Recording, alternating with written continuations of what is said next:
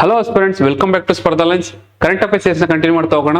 ಇವತ್ತು May 7th, 8th, 9th ಸುದ್ದಿಲಿದ್ದಂಥ ಕೆಲವೊಂದು important article discuss ಮಾಡ್ತಾ ಹೋಗೋಣ. ಮೊದಲನೇದಾಗಿ ಏನೇನು ಡಿಸ್ಕಸ್ ಮಾಡ್ತೀವಿ ಅಂತ ನೋಡೋದಾದ್ರೆ, ಸುಪ್ರೀಂ ಕೋರ್ಟ್ ಅಲ್ಲಿ ಇರುವಂತಹ ಜಡ್ಜಸ್ಗಳ ಸ್ಟ್ರೆಂತ್ ಏನಿದೆ ಅದನ್ನ ಈಗ 38, ಈಗ ಪ್ರೆಸೆಂಟ್ 34 ಇದೆ, 38ಗೆ ಇನ್ಕ್ರೀಸ್ ಮಾಡಬೇಕು ಅಂತೇಳಿ ಪಾರ್ಲಿಮೆಂಟ್ ಮುಂದಾಗಿದೆ.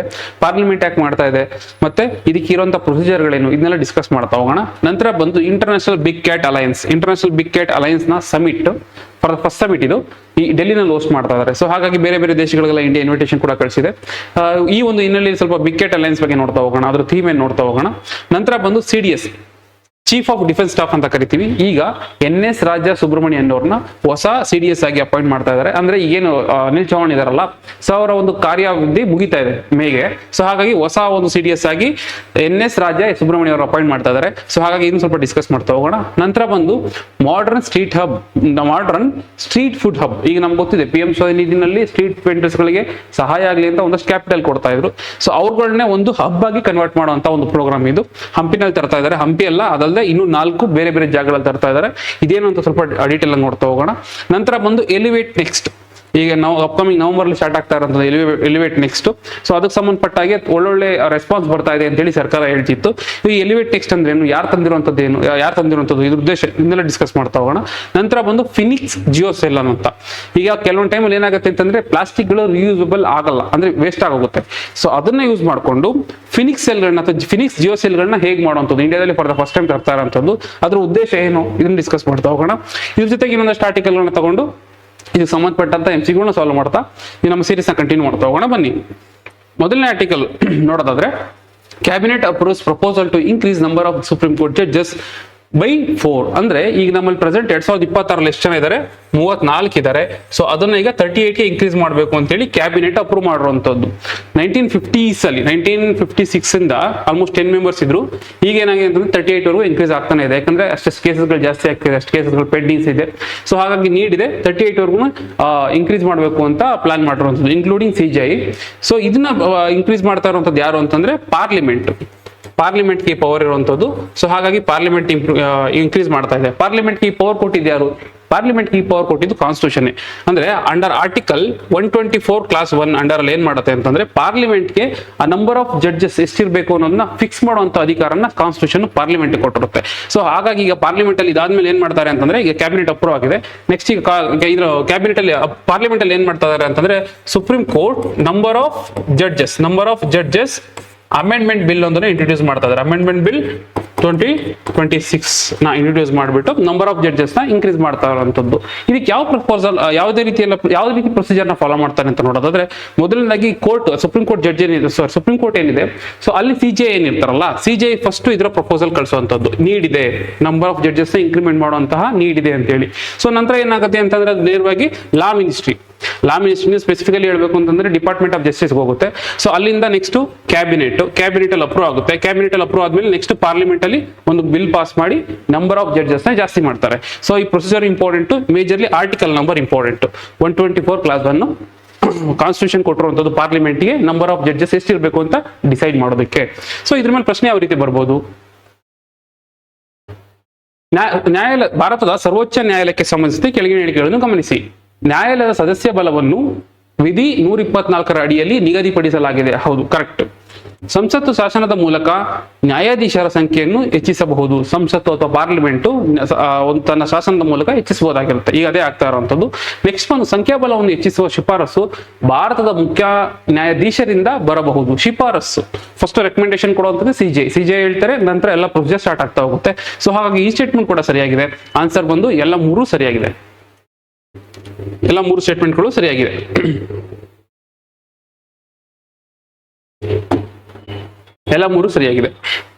ಮುಂದಿನ ಆರ್ಟಿಕಲ್ ನೋಡೋದಾದ್ರೆ, India exhorts big cat range countries to join treaty based on global alliance ahead of its first summit in ಡೆಲ್ಲಿನಲ್ಲಿ ಫಸ್ಟ್ ಸಮಿಟ್ ನಡೀತಾ ಇದೆ. ಯಾವುದು ಅಂತಂದ್ರೆ international big cat alliance. So ಹಾಗಾಗಿ ಅದಕ್ಕೆ ಜಾಯಿನ್ ಆಗಿ ಬೇರೆ ಬೇರೆ ಕಂಟ್ರಿಗಳು, ಬೇರೆ ಬೇರೆ ಟೈಗರ್ ರೇಂಜ್ ಕಂಟ್ರೀಸ್ಗಳು ಅಂತ ಹೇಳ್ತಾ ಇರೋಂಥದ್ದು. ಇಂಟರ್ನ್ಯಾಷನಲ್ ಬಿಗ್ ಕ್ಯಾಟ್ ಅಂದ್ರೆ ಈ ಬಿಗ್ ಕ್ಯಾಟ್ ಗಳನ್ನ ಪ್ರೊಟೆಕ್ಟ್ ಮಾಡಬೇಕು ಅಂತ ತಂದಿರುವಂತದ್ದು ಪ್ರೋಗ್ರಾಮ್. ಇದು ನಾವೇ ತಂದಿದ್ದು, ಇಂಡಿಯಾದೇ ತಂದಿರೋದು. 2023 ತರ್ತೀವಿ ಈ ಬಿಗ್ ಕ್ಯಾಟ್ಸ್ ಗಳು. ಯಾವುದು ಬಿಗ್ ಕ್ಯಾಟ್ಸ್ ಗಳು ಅಂತಂದ್ರೆ tiger, lion, leopard, cheetah, jaguar, puma, ಮತ್ತೆ clouded leopard, snow leopard. So ಹೀಗೆ ಒಟ್ಟು ಏಳು ಬಿಗ್ ಕ್ಯಾಟ್ಸ್ ಗಳು, ದೊಡ್ಡ ಬೆಕ್ಕಿನ ಜಾತಿ ಪ್ರಾಣಿಗಳು ಏನಿರ್ತವೆ. ಸೊ ಅದನ್ನ ಪ್ರೊಟೆಕ್ಟ್ ಮಾಡಬೇಕು ಅಂತ ನಾವು ತಂದಿದ್ವಿ. ಈಗ ಅದರಲ್ಲಿ ಪ್ರೆಸೆಂಟ್ ಸುಮಾರು 25 ಮೆಂಬರ್ಸ್ ಇದ್ದಾರೆ, 50 ಜನ ಅಬ್ಸರ್ವರ್ಸ್ ಇದ್ದಾರೆ. ಸೊ ಬಟ್ ಎಷ್ಟಂತಂದ್ರೆ ಈ ಒಂದು ಬಿಗ್ ಕ್ಯಾಟ್ ಗಳಿದಾವಲ್ಲ, 7 ಬಿಗ್ ಕ್ಯಾಟ್ಸ್ ಗಳು, ಅದರ ಟೈಗರ್ ರೇಂಜ್ ಅದರ ಒಂದು ರೇಂಜ್ ಕಂಟ್ರೀಸ್ ಅಂತ ನೋಡಿದ್ರೆ ಸುಮಾರು 90 ಇದೆ, 90+ ಇದೆ. ಬಟ್ ಆದ್ರೂ ಮೆಂಬರ್ಶಿಪ್ ತಗೊಂಡಿರೋದು ಬರೀ 25 ಅಷ್ಟೇ. ಸೊ ಹಾಗಾಗಿ ಇದರ ಒಂದು ವ್ಯಾಪ್ತಿನ ದೊಡ್ಡದು ಮಾಡಬೇಕು ಅನ್ನೋ ನಮ್ಮ ಇಂಟೆನ್ಷನ್ ಆಗಿದೆ. ಸೊ ಅದಕ್ಕೆ ಎಲ್ಲ ಕಡೆ ಇನ್ವಿಟೇಷನ್ ಕಳಿಸಿದೀವಿ. ಮತ್ತೆ ಈ ಒಂದು ಪ್ರೋಗ್ರಾಮ್ ನ ನಾವೇನು ತಂದಿರುವಂತದ್ದು ಯಾಕೆ ಅಂತಂದ್ರೆ, ಈಗ 2023 ಇದನ್ನ ಲಾಂಚ್ ಮಾಡಿದ್ರು ಅಂತ ಹೇಳಿದೆ. ಇದಕ್ಕಿಂತ 50 ವರ್ಷ ಹಿಂದೆ ಹೋದ್ರೆ ನಾವು 1972 ನಲ್ಲಿ ಪ್ರಾಜೆಕ್ಟ್ ಟೈಗರ್ ಅಂತೇಳಿ ಒಂದು ಪ್ರಾಜೆಕ್ಟ್ ನ ತರ್ತೀವಿ. ಈ ಒಂದು ಟೈಗರ್ ಪಾಪ್ಯುಲೇಷನ್ ಏನಿದೆ ಅದನ್ನ ಜಾಸ್ತಿ ಮಾಡಬೇಕು, ಪ್ರೊಟೆಕ್ಟ್ ಮಾಡಬೇಕು ಅಂತ ಹೇಳ್ಬಿಟ್ಟು. ಸೊ ಇದರಲ್ಲಿ ಏನ್ ಮಾಡ್ತೀವಿ ಅಂತಂದ್ರೆ ಟೈಗರ್ ರಿಸರ್ವ್ಸ್ ಗಳನ್ನ ಡಿಕ್ಲೇರ್ ಮಾಡ್ತಾ ಹೋಗ್ತೀವಿ, ಆಡ್ ಮಾಡ್ತಾ ಹೋಗ್ತೀವಿ. ಅದ್ರ ಜೊತೆಗೆ ಒಂದು ಸಮಿಟ್ ಕೂಡ ಬರುತ್ತೆ, ಸೇಂಟ್ ಪೀಟರ್ಸ್ ಸಮಿಟ್ ಅಂತ ಹೇಳ್ಬಿಟ್ಟು, ಅಥವಾ ವರ್ಲ್ಡ್ ವೈಲ್ಡ್ ಲೈಫ್ ಫಂಡ್ ಅವರು ಒಂದು ಟಾರ್ಗೆಟ್ ಕೂಡ ಕೊಟ್ಟಿರ್ತಾರೆ. ನಮ್ಮ ಟೈಗರ್ ಪಾಪ್ಯುಲೇಷನ್ ಏನಿದೆ ನಿಮ್ಮ ಟೈಗರ್ ರೇಂಜ್ ಕಂಟ್ರೀಸ್ ಗಳಲ್ಲಿ ಅದನ್ನ ಡಬಲ್ ಮಾಡಬೇಕು ಅಂತ ಇದು ಟಾರ್ಗೆಟ್ ಕೊಟ್ಟಿರ್ತಾರೆ. ಸೊ ಇವನ್ ನಾವು ಅದನ್ನು ಕೂಡ ಅಚೀವ್ ಮಾಡ್ತೀವಿ. ಸೊ ಹೀಗಾಗಿ ಒಂದು ಪ್ರಾಜೆಕ್ಟ್ ಟೈಗರ್ ಏನಿತ್ತಲ್ಲ ಅದು ಸಕ್ಸಸ್ಫುಲ್ ಆಗುತ್ತೆ. ಸೊ ಆಗ ನಾವು ಯೋಚನೆ ಮಾಡೋದೇನಂತಂದ್ರೆ, ಒಂದು big cat but limited range countries ಇರೋ ಬದಲು ಒಂದು 7 ಬಿಗ್ ಕ್ಯಾಟ್ಗಳನ್ನ ಒಂದೇ ರೀತಿಯಲ್ಲಿ ಕೋರ್ಡಿನೇಷನ್ ಯಾಕೆ ನಾವು ಮಾಡಬಾರ್ದು ಅಂತ. ಸೊ ಹಾಗಾಗಿ ಜಸ್ಟ್ ಒಂದು ಟೈಗರ್ ಬದಲು ಏನ್ ಮಾಡಿದೀವಿ ಅಂತಂದ್ರೆ 7 ಬಿಗ್ ಕ್ಯಾಟ್ಗಳನ್ನ ನಾವು ಪ್ರೊಟೆಕ್ಟ್ ಮಾಡಬಹುದು. ಆ ಒಂದು ನಾವು ರೇಂಜ್ ಕಂಟ್ರೀಸ್ ಏನಿದೆ ಅದರ ವ್ಯಾಪ್ತಿನ ಜಾಸ್ತಿ ಮಾಡಬಹುದು ಅಂತ ಹೇಳಿ ಇಂಟರ್ನ್ಯಾಷನಲ್ ಬಿಗ್ ಕ್ಯಾಟ್ ಅಲಯನ್ಸ್ ನಾವು ತಂದಿರುವಂತದ್ದು. ಈಗ ನಾವೇ ತಂದಿರೋದ್ರಿಂದ ಇದರ ಹೆಡ್ ಕ್ವಾರ್ಟರ್ಸ್ ಇರುವಂತದ್ದು ಡೆಲ್ಲಿ. ಇದು ಉದ್ದೇಶ ತಿಳ್ಕೊಳ್ಳಿ, ಇಂಪಾರ್ಟೆಂಟ್ ಆಗುತ್ತೆ. ಸೊ ಇದರ ಒಂದು ಫಸ್ಟ್ ಸಮಿಟ್ ಈಗ ಡೆಲ್ಲಿನಲ್ಲಿ ನಡೀತಾ ಇರುವಂತದ್ದು. ಮತ್ತೆ ಒಂದು ಥೀಮ್ ಬೇರೆ ಇಟ್ಕೊಂಡಿದ್ದೀವಿ ವಿಕೆ ಅಂತ ಹೇಳ್ಬಿಟ್ಟು. ಇಲ್ಲಿ ನೋಡಬಹುದು, save big cat, save humanity, save ecosystem ಕೇಳ್ತಾರೆ. Save big cats, save humanity, save ecosystem ಅಂತ ಹೇಳಿ ಈಗ ಈ ಒಂದು ಥೀಮ್ ಮೇಲೆ ಜೂನ್ ಫಸ್ಟ್ ವೀಕ್ ಅಲ್ಲಿ ಸಮಿಟ್ ನಡೆಯುತ್ತೆ. ಮತ್ತೆ ಈ ಯಾವ್ಯಾವ ಬಿಗ್ ಕ್ಯಾಟ್ಸ್ ಗಳು ಅಂತ ಕೇಳೋ ಚಾನ್ಸಸ್ ಇರುತ್ತೆ. Tiger, lion, leopard, snow leopard, cheetah, jaguar, Puma ನಮ್ಮಲ್ಲಿ ಇಲ್ಲ. ಸೊ ಹಾಗಾಗಿ 7ರಲ್ಲಿ 5 ನಾವು ಇಂಡಿಯಾದಲ್ಲಿ ಹೋಸ್ಟ್ ಮಾಡ್ತಾ ಇದೀವಿ, ನೆನ್ಪಿಟ್ಕೊಳ್ಳಿ. ಪ್ರಶ್ನೆ ಯಾವ ರೀತಿ ಬರ್ಬೋದು, ಅಂತಾರಾಷ್ಟ್ರೀಯ ಬಿಗ್ ಕ್ಯಾಟ್ ಅಲಯನ್ಸ್ ಅಡಿಯಲ್ಲಿ ಈ ಕೆಳಗಿನ ಯಾವ ಪ್ರಭೇದಗಳನ್ನು ಸೇರಿಸಲಾಗಿದೆ? 7 ನೆನ್ಪಿಟ್ಕೋಬೇಕಾಗತ್ತೆ. ಹುಲಿ ಇದೆ, ಜಾಗ್ವಾರ್ ಇದೆ, ಚಿರತೆ ಇದೆ. ಮೀನು ಹಿಡಿಯುವ ಬೆಕ್ಕು ಅಥವಾ ಫಿಶಿಂಗ್ ಕ್ಯಾಟ್ ಇಲ್ಲ. ಫಿಶಿಂಗ್ ಕ್ಯಾಟ್ ಬಗ್ಗೆನೂ UPSC ಆಲ್ರೆಡಿ ಕ್ವಶನ್ ಆಗಿದೆ. ಬಟ್ ಫಿಶಿಂಗ್ ಕ್ಯಾಟ್ ನ ಇದರಲ್ಲಿ ನಾವು ಸೇರಿಸ್ಕೊಂಡಿಲ್ಲ. ಕ್ಯಾಟ್ ಅಂತಿದೆ ಅಂತೇಳಿ ನಾವು ಜನರಲ್ ಮಾಡಬಾರ್ದು. ಸೊ 4th ಸ್ಟೇಟ್ಮೆಂಟ್ ಒಂದು ರಾಂಗ್ ಆಗುತ್ತೆ. ಆನ್ಸರ್ ಬಂದು 1, 2, 3 ಸರಿಯಾಗಿದೆ. ಮುಂದಿನ ಆರ್ಟಿಕಲ್ ನೋಡಿದ್ರೆ, meet lieutenant general NS Raja Subramani, India's new chief of defence staff.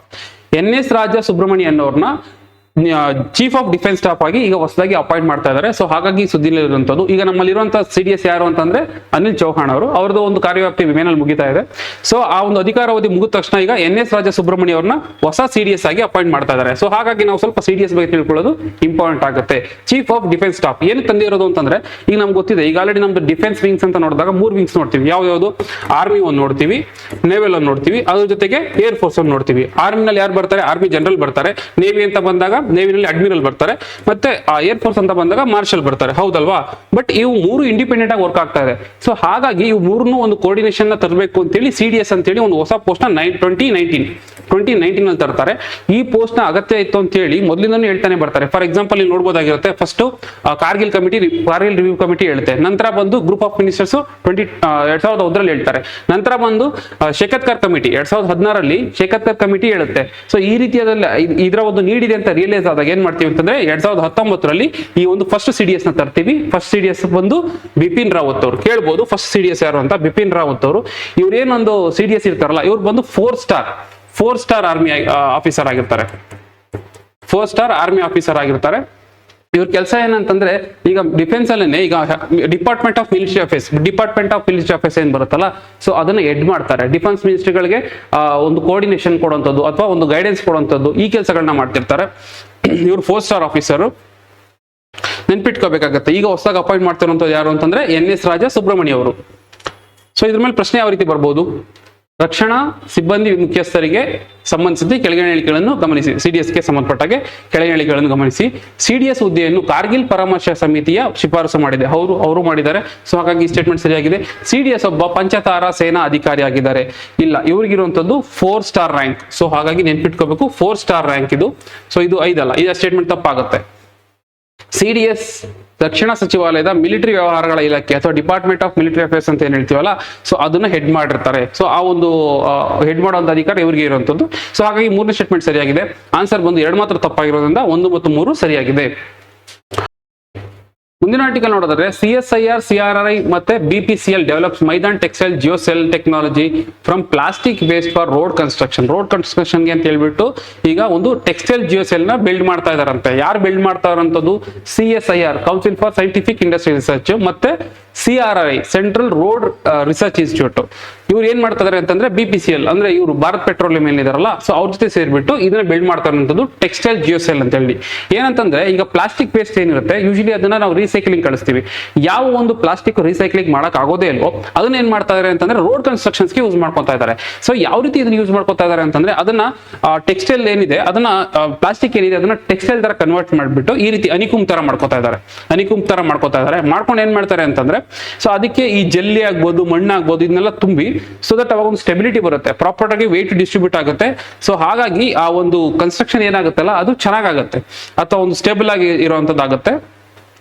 So ಹಾಗಾಗಿ ಇದನ್ನ ಆ ರೀತಿಯಲ್ಲಿ ಯೂಸ್ ಮಾಡ್ಕೊತಾ ಇದ್ದಾರೆ, ನೆನ್ಪಿಟ್ಕೋಬೇಕಾಗತ್ತೆ. ಸೊ ಅದರಿಂದ ಏನಾಗುತ್ತೆ ಅಂತಂದ್ರೆ ಈ ಲ್ಯಾಂಡ್ ಫಿಲ್ ಆಗುವಂಥದ್ದನ್ನ ತಪ್ಪಿಸ್ದಾಗುತ್ತೆ. ಈಗ ಅನ್ವಾಂಟೆಡ್ ಪ್ಲಾಸ್ಟಿಕ್ ತಂದ ಲ್ಯಾಂಡ್ ಫಿಲ್ ಆಗುವಂಥದ್ದು ತಪ್ಪಿಸ್ದಾಗುತ್ತೆ. ನೆಕ್ಸ್ಟ್ ಒಂದು ಸರ್ಕ್ಯುಲರ್ ಎಕಾನಮಿ ಪ್ರಮೋಟ್ ಮಾಡಿದಾಗುತ್ತೆ. ಕನ್ಸ್ಟ್ರಕ್ಷನ್ ಕಾಸ್ಟ್ ಕಡಿಮೆ ಮಾಡಿದಾಗುತ್ತೆ. ಇದರ ಒಂದು ಅಡ್ವಾನ್ಸ್ಮೆಂಟ್ ಏನಿದೆಯಲ್ಲ, ಸೊ ಅದು ಆಲ್ರೆಡಿ ರೆಕಗ್ನೈಸ್ ಆಗಿದೆ. ಎಲ್ಲಿ ಇಂಡಿಯಾ ಬುಕ್ ಆಫ್ ರೆಕಾರ್ಡ್ಸ್ ಮತ್ತೆ ಏಷ್ಯಾ ಬುಕ್ ಆಫ್ ರೆಕಾರ್ಡ್ಸ್ ಅಲ್ಲಿ ಇದರ ಕನ್ಸ್ಟ್ರಕ್ಷನ್ ರೆಕಗ್ನೈಸ್ ಕೂಡ ಮಾಡಿದ್ದಾರೆ, ನೆನ್ಪಿಟ್ಕೋಬೇಕು. ಮತ್ತೆ ಇದಕ್ಕೆ ಇನ್ನೊಂದು ಹೆಸರು ಏನಿದೆ ಅಂತಂದ್ರೆ ಫಿನಿಕ್ಸ್ ಜಿಯೋಸೆಲ್. ಕೇಳ್ತಾರೆ ಫಿನಿಕ್ಸ್ ಜಿಯೋಸೆಲ್ ರೀಸೆಂಟ್ ಆಗಿ ಸುದ್ದಿನಲ್ಲಿತ್ತು, ಅದರ ಒಂದು ಉಪಯೋಗ ಏನು ಅಥವಾ ಯಾವ ಒಂದು ರಿಲೇಟೆಡ್ ಆಗಿ ಅಂತ ಕೇಳ್ತಾರೆ. ರೋಡ್ ಕನ್ಸ್ಟ್ರಕ್ಷನ್ ಅಂತ ನೆನ್ಪಿಟ್ಕೋಬೇಕು. ಇದ್ರ ಮೇಲೆ ಪ್ರಶ್ನೆ ಯಾವ ರೀತಿ ಬರ್ಬೋದು?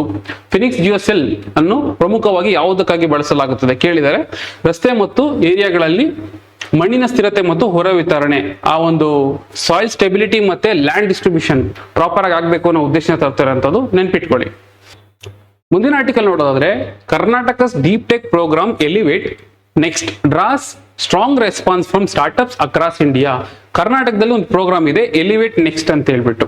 ಅಂದ್ರೆ department of electronics IT and BT, department of electronics IT and BT ಈ ಡಿಪಾರ್ಟ್ಮೆಂಟ್ ಏನಿದೆ ಎಲಿವೇಟ್ ಅಂತ ಒಂದು ಪ್ರೋಗ್ರಾಮ್ ತಂದಿದೆ. ಆಕ್ಚುಲಿ ನಮ್ಮಲ್ಲಿ ಇರೋದು ಪ್ರೋಗ್ರಾಮ್ ಒಂದು ಲೀಪ್ ಅಂತ ಒಂದು ಪ್ರೋಗ್ರಾಮ್ ಬರುತ್ತೆ, ಲೋಕಲ್ ಎಕಾನಮಿ ಆಕ್ಸಿಲರೇಟರ್ ಪ್ರೋಗ್ರಾಮ್ ಅಂತ. ಲೀಪ್ ಅಂತ ಲೋಕಲ್ ಎಕಾನಮಿ ಆಕ್ಸಿಲರೇಟಿಂಗ್ ಪ್ರೋಗ್ರಾಮ್ ಅಂತ ಲೀಪ್ ಅಂತ ಒಂದು ಪ್ರೋಗ್ರಾಮ್ ಇದೆ.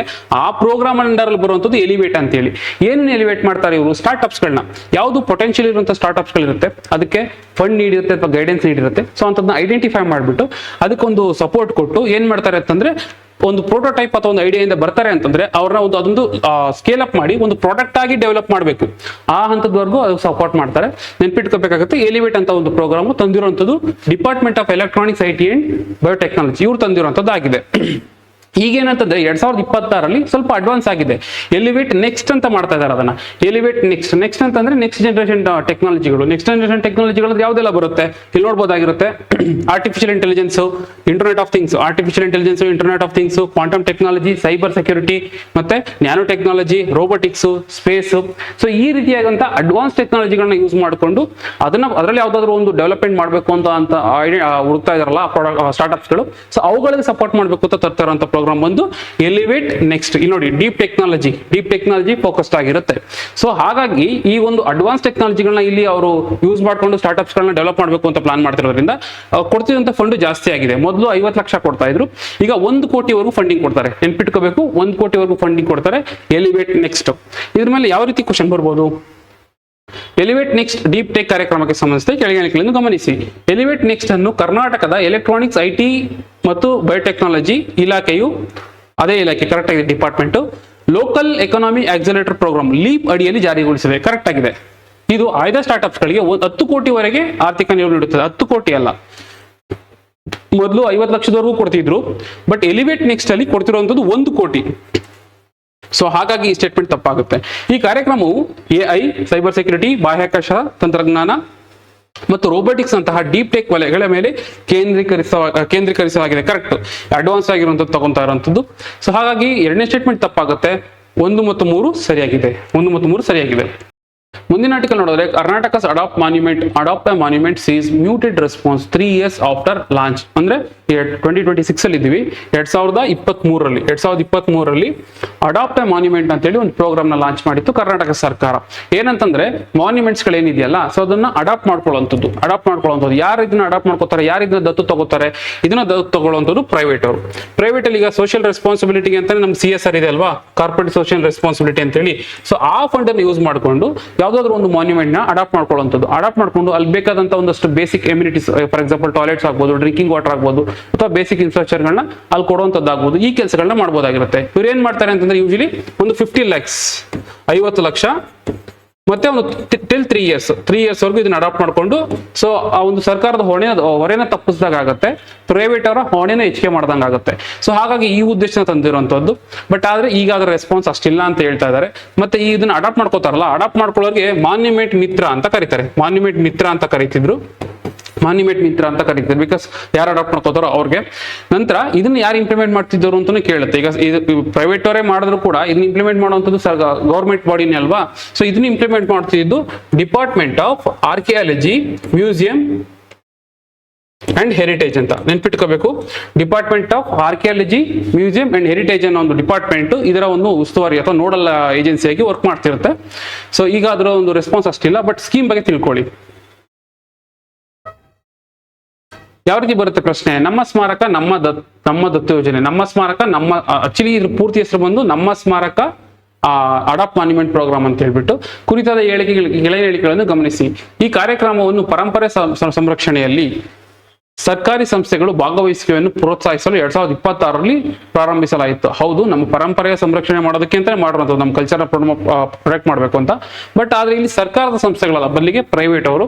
ಮತ್ತೆ ಇದನ್ನು 2026ರಲ್ಲಿ ಲಾಂಚ್ ಮಾಡಿದ್ದು 2023ರಲ್ಲಿ. ಸೊ ಹಾಗಾಗಿ ಈ ಸ್ಟೇಟ್ಮೆಂಟ್ ತಪ್ಪಾಗುತ್ತೆ. ಇದು ಸಂಪೂರ್ಣವಾಗಿ ಕೇಂದ್ರ ಸರ್ಕಾರದಿಂದ ಧನ ಸಹಾಯವನ್ನು ಪಡೆಯುತ್ತದೆ. ಇಲ್ಲ, ಇದು ಸಂಪೂರ್ಣವಾಗಿ ಕೇಂದ್ರ ಸರ್ಕಾರದಿಂದ ತಗೊಳ್ಳುವಂಥದ್ದಲ್ಲ, CSR ಫಂಡ್ ಅಲ್ಲಿ ಮಾಡ್ತಿರುವಂಥದ್ದು. ಸೊ ಹಾಗಾಗಿ ಈ ಸ್ಟೇಟ್ಮೆಂಟ್ ಕೂಡ ತಪ್ಪಾಗುತ್ತೆ.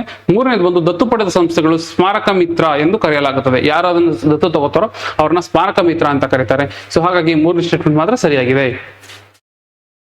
ಮುಂದಿನ ಆರ್ಟಿಕಲ್ ನೋಡೋದಾದ್ರೆ Karnataka to set up cabinet sub committee to study the state education policy. State education ಪಾಲಿಸಿನ ಇಂಪ್ಲಿಮೆಂಟೇಷನ್ ಮಾಡೋದಕ್ಕೆ ಪಾಸಿಬಿಲಿಟೀಸ್ ಹೇಗಿದೆ ಏನು ಅಂತ ಸ್ಟಡಿ ಮಾಡೋದಕ್ಕೆ ಕ್ಯಾಬಿನೆಟ್ ಏನ್ ಮಾಡಿದೆ ಅಂತಂದ್ರೆ ಒಂದು ಸಬ್ ಕಮಿಟಿನ ಈಗ ಫಾರ್ಮ್ ಮಾಡಿದೆ. ಸೊ ಹಾಗಾಗಿ ಸುದ್ದಿನಲ್ಲಿ ಇರುವಂತದ್ದು.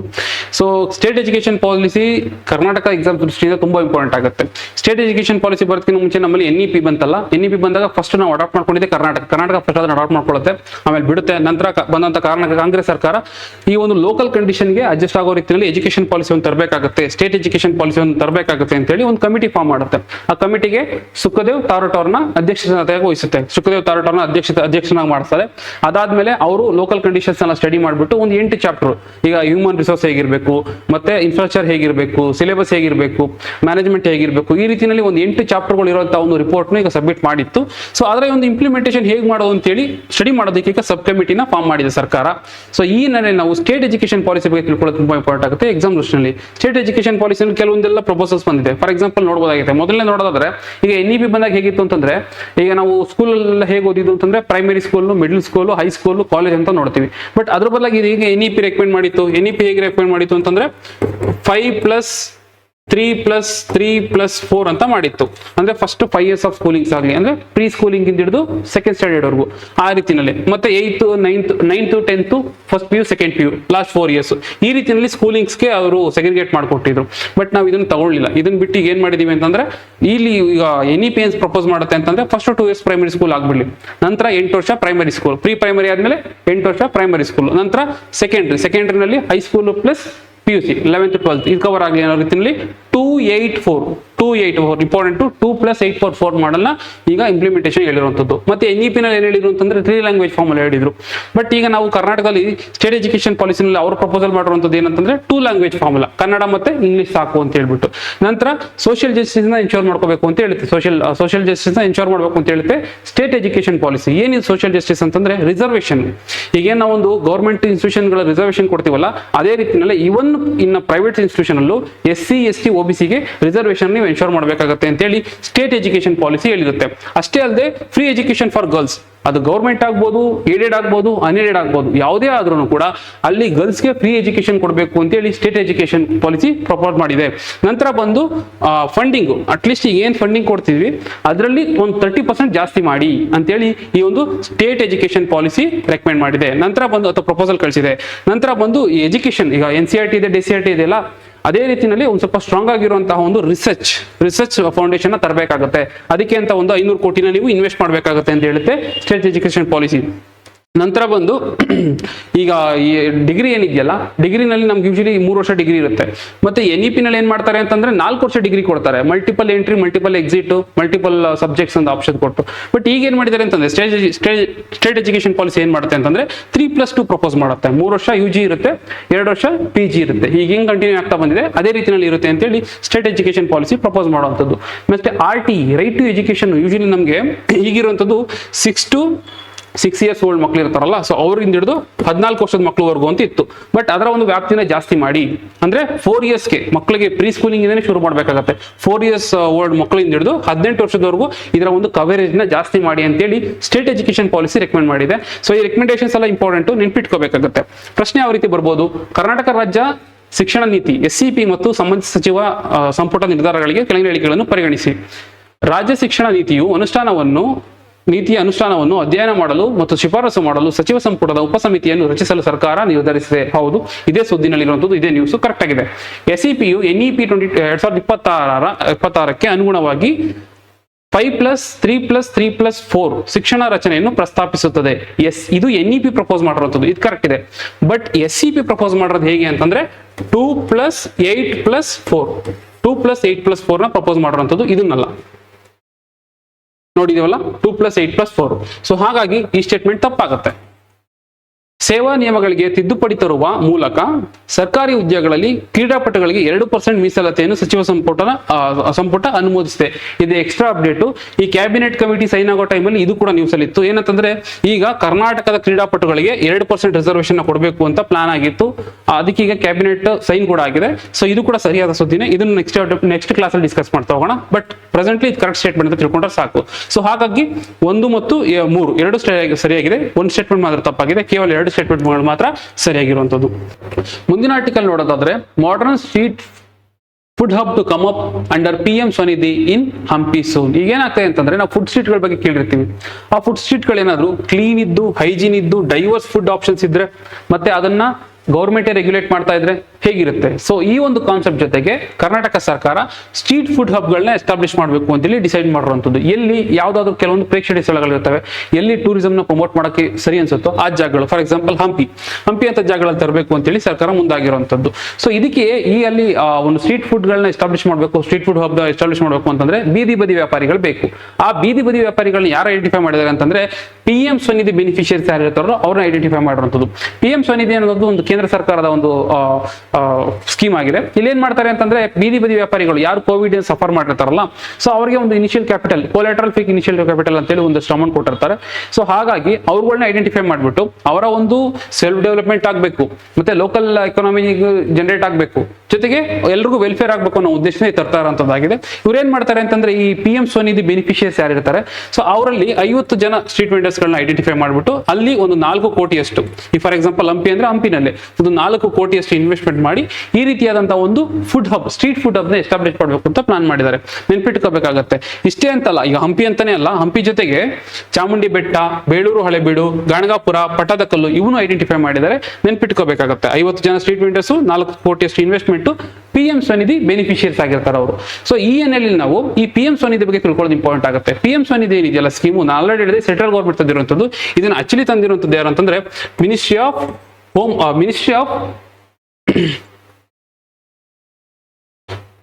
Of housing and urban affairs. Ministry of housing and urban affairs ತಂದಿರುವಂಥದ್ದು ಈ PM ಸ್ವನಿಧಿ. ಹೆಸರು ಹೇಳ್ತಾ ಇದೆ, ನಿಧಿ ಫಂಡ್ ಕೊಡ್ತಾರೆ ಅಥವಾ ಇನಿಷಿಯಲ್ ಕ್ಯಾಪಿಟಲ್ ಫಂಡ್ ಕೊಡ್ತಾರೆ. ಯಾರು ಕೋವಿಡ್ ಇಂದ ಸಫರ್ ಆಗಿರ್ತಾರಲ್ಲ, ಸೊ ಆ ರೀತಿಯಾದಂತ ಬೀದಿ ಬದಿ ವ್ಯಾಪಾರಿಗಳನ್ನ ಐಡೆಂಟಿಫೈ ಮಾಡ್ಕೊಂಡು ಇನಿಷಿಯಲಿ ಒಂದು 10,000 ಫಸ್ಟ್ ಒಂದು 10,000ದಷ್ಟು ಫಂಡ್ ಕೊಡ್ತಾರೆ, ಕ್ಯಾಪಿಟಲ್ ಫಂಡ್ ಅಂತ ಕೊಡ್ತಾರೆ. ಅವ್ರು ಇನ್ವೆಸ್ಟ್ಮೆಂಟ್ ಮಾಡ್ತಾರೆ. ಇನ್ವೆಸ್ಟ್ಮೆಂಟ್ ಮಾಡಾದ್ಮೇಲೆ ಅಲ್ಲೊಂದು ಸ್ವಲ್ಪ ವ್ಯಾಪಾರ ಎಲ್ಲ ಚೆನ್ನಾಗಾದ್ಮೇಲೆ ಆ ಫಂಡ್ ನ ಆನ್ ಟೈಮ್ ರಿಟರ್ನ್ ಮಾಡ್ತಾ ಹೋಗ್ತಾರೆ. ಈ ರೀತಿ ಮಾಡಿದ್ರು ಅಂತಂದ್ರೆ ಅವ್ರಿಗೆ ಒಂದು 7% ಸಬ್ಸಿಡಿ, ಇಂಟ್ರೆಸ್ಟ್ ಸಬ್ಸಿಡಿ ಕೂಡ ಕೊಡ್ತಾ ಹೋಗ್ತಾರೆ.